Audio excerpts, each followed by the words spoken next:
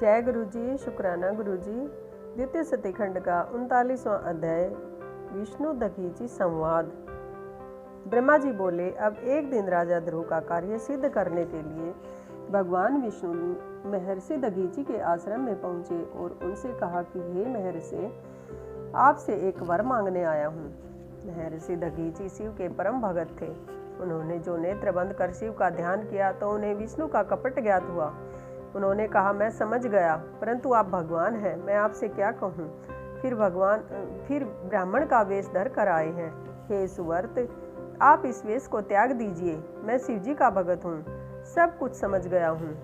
राजा ध्रुव के कल्याणार्थ आप मुझसे छल करने आए हैं, परंतु मैं आपसे कहता हूँ कि आप शुद्ध रूप में होकर आप भगवान शंकर का स्मरण कीजिए। उनके स्मरण से आपको किसी प्रकार की चिंता न करनी पड़ेगी। देखिए, मुझे शंकर की कृपा से देवता दैत्य किसी से भी भय नहीं लगता। इस पर विष्णु जी ने महर्षि दधीची को प्रणाम कर कहा, हे महामुनि, अवश्य आपका कहना सत्य है और मैं जानता हूँ कि जब से आप शिव भगत हुए तब से आपको किसी का भय नहीं रहा। परंतु आप मेरे कहने से एक बार राजा ध्रुव के पास जाकर उनसे कह दीजिए कि मैं तुमसे डरता हूँ। विष्णु जी की ऐसी बात सुनकर सर्वश्रेष्ठ दधीची ने हंसते हुए कहा कि मैं शिव जी के प्रभाव से कहीं किसी से नहीं डरता, फिर उससे क्या कहने जाऊं। इस पर विष्णु जी को क्रोध आ गया और उन्होंने अपना चक्र उठा महर्षि दधीची को मारना चाहा, परंतु ब्राह्मण पर वह नहीं चला। तब कुंठित दधीची ने हंसते हुए भगवान विष्णु से कहा, हे भगवान, यह शिव जी का दिया हुआ चक्र आप मुझ पर छोड़ना चाहते थे, परंतु नहीं चला। चलता भी तो कैसे। शिव जी का अस्त्र मुझे जैसे ब्राह्मणों के लिए नहीं है। यदि आप क्रुद्ध ही है तो क्रम से ब्रह्मास्त्र आदि अस्त्रों का तथा बाण आदि का प्रयोग कीजिए। फिर तो दधीची को निरा ब्राह्मण और पराक्रमहीन समझ विष्णु जी ने क्रोध कर उन पर अपने सभी अस्त्र चलाए। देवताओं ने भी विष्णु जी की सहायता की।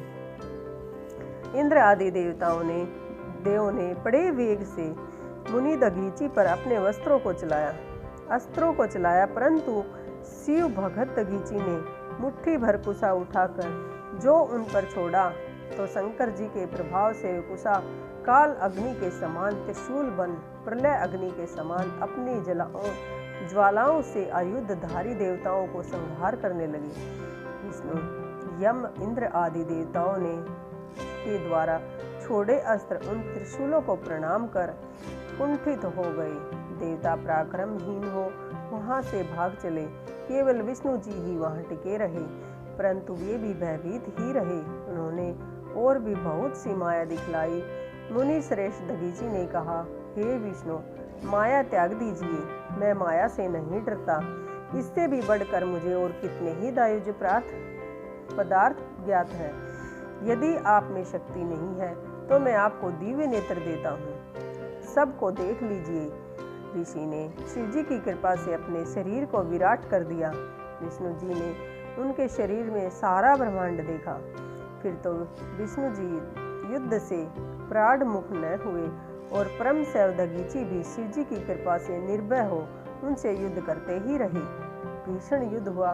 तब हे नारद, मैं विष्णु भगत राजा ब्रह्मध्रुव को साथ ले उनका युद्ध देखने गया।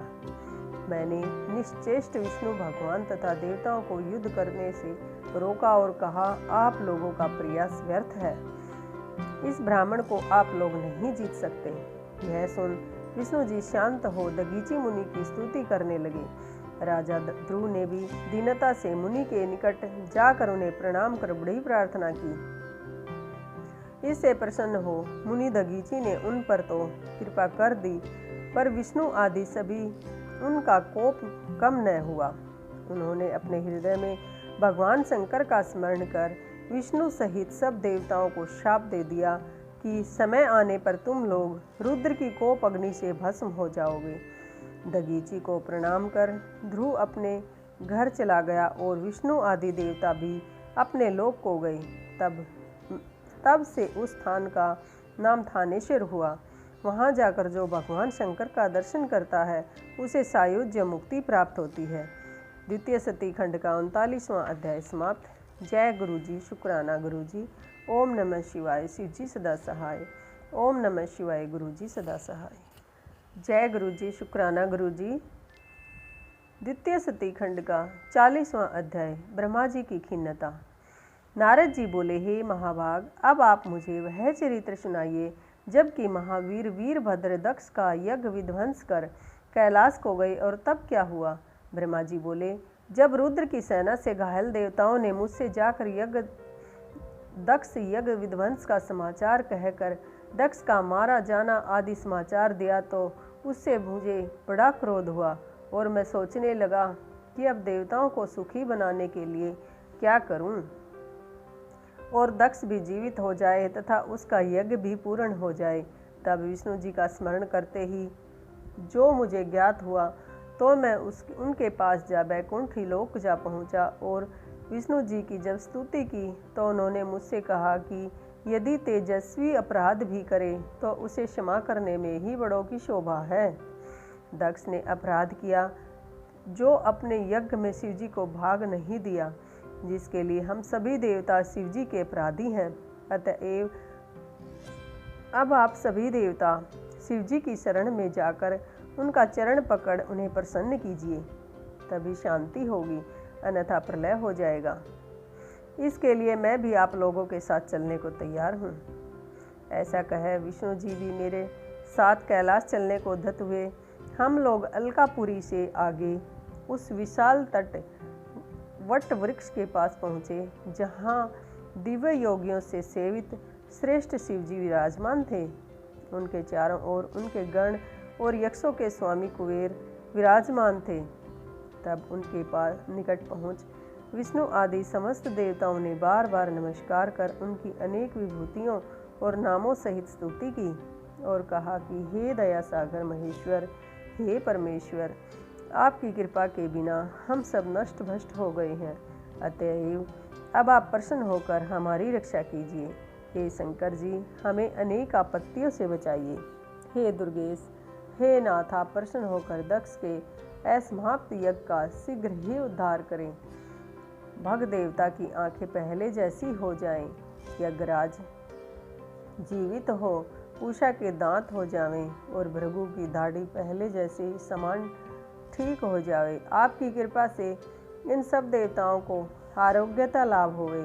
हम सब इस अविशिष्ट यज्ञ क्रम में आपका भाग देंगे, इसीलिए इस यज्ञ को फिर से रचना चाहते हैं। ऐसा कह मुझ ब्रह्मा सहित विष्णु जी हाथ जोड़े शिव जी के चरणों के समीप पृथ्वी पर दंड के समान गिर पड़े। द्वितीय सती खंड का 40वां अध्याय समाप्त। जय गुरु जी, शुक्राना गुरु जी। ओम नमः शिवाय, शिव जी सदा सहाय।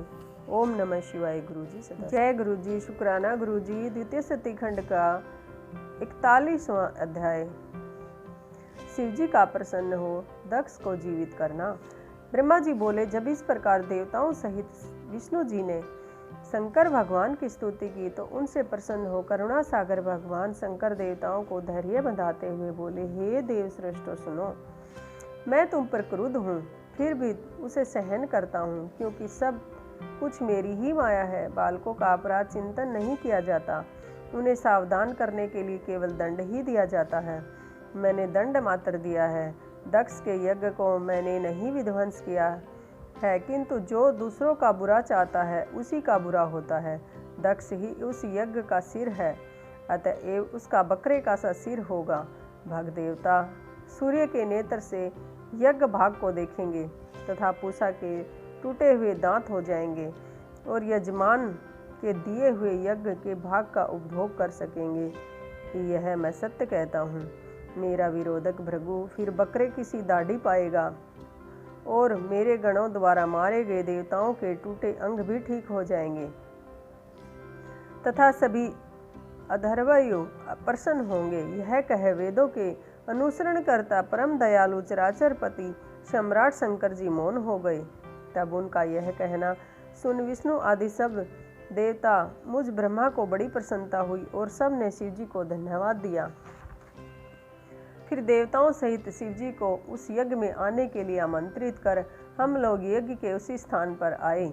जहाँ कनखल नामक स्थान में दक्ष ने यज्ञ आरंभ किया था, उसी समय भगवान शंकर ने वहाँ पहुंचकर वीरभद्र द्वारा यज्ञ भंग यज्ञ का निरीक्षण किया और देखा कि स्वाहा, स्वधा, पुषा, तृष्टि, धृति, सरस्वती और सभी ऋषि, पितृ आदि, अग्नि आदि टूटे फूटे और कई मरे हुए पड़े हैं। यज्ञ की यह दशा देखकर वीरभद्र को बुला भगवान शंकर ने हंसकर उससे कहा कि हे महाभाव वीरभद्र, यह तुमने क्या किया? हे तात, तुमने ऋषियों को इतना कठिन दंड कैसे इतने शीघ्र दे डाला? अच्छा, तो अब तुम शीघ्र दक्ष का वह मृतक शरीर लाओ जिसने इस यज्ञ को आरंभ किया था। यह यज्ञ तो अच्छा था, परंतु इसका फल विपरीत हुआ। शिव जी ने इतना कहते ही वीरभद्र ने दक्ष का सिर रहित शरीर लाकर शीघ्र ही उनके पास सामने रख दिया। तब उसे सिर रहित देख शिव जी ने वीरभद्र से कहा कि इसका सिर कहाँ है? वीरभद्र ने कहा, उसे तो मैंने पहले ही अग्नि में हवन कर दिया है। शिव जी ने देवताओं से कहा, देखो, मैंने जो पहले कहा था वही हुआ। फिर देवता भगवान शंकर ने यज्ञोपचित पशु अर्थात बकरे का सा सिर लेकर प्रजापति दक्ष के सिर पर जोड़ दिया और ज्यों ही कृपा दृष्टि से देखा तो वह जीवित होकर उठ बैठा। उसने उठते ही प्रसन्नचित्त हो भगवान शंकर का दर्शन किया। उसका कलुषित हृदय निर्मल हो गया। फिर ज्यों ही उसने चाहा कि भगवान शंकर की विधि पूर्वक से स्तुति करे, उसी समय उसे पुत्री सती का वियोग स्मरण हो आया और मारे दुख से उसका कंठ अवरुद्ध हो गया, जिससे वह उस समय स्तुति न कर सका। परंतु कुछ ही देर बाद उसका शोक जो ही दूर हुआ, वह लोक कल्याणकारक भगवान शिव की विनम्र भाव से स्तुति करने लगा। उसकी स्तुति सुन भगवान शंकर प्रसन्न हो गए और पुनः विष्णु और मुझ ब्रह्मा से ने भी इंद्र आदि देवताओं और लोकपालों सहित सावधान चित्त से कमल मुख शंकर जी की स्तुति की। द्वितीय सती खंड का 41वां अध्याय समाप्त। जय गुरु जी, शुक्राना गुरु जी। ओम नमः शिवाय। शिव जी सदा सहाय। ओम नमः शिवाय। गुरु जी सदा सहाय। शिव महापुराण के अगले अध्याय के लिए चैनल को सब्सक्राइब करें।